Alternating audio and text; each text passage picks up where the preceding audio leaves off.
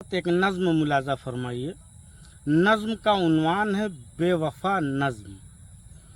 नज़्म यहाँ से शुरू होती है कि मुडेर पर कल देखा था मैंने गज़ब का मंज़र। मुडेर पर कल देखा था मैंने गज़ब का मंज़र। उगा हुआ था बदन पे उसके गज़ल का लहजा।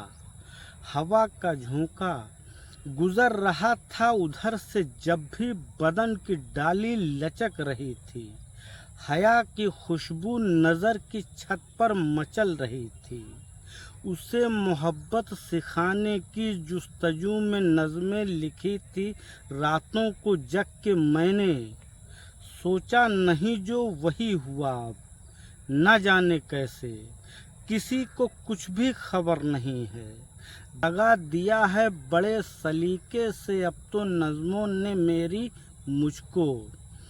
जगह बना ली है दिल में उसके, तभी से मंज़र उदास सारे मुडेर के हैं।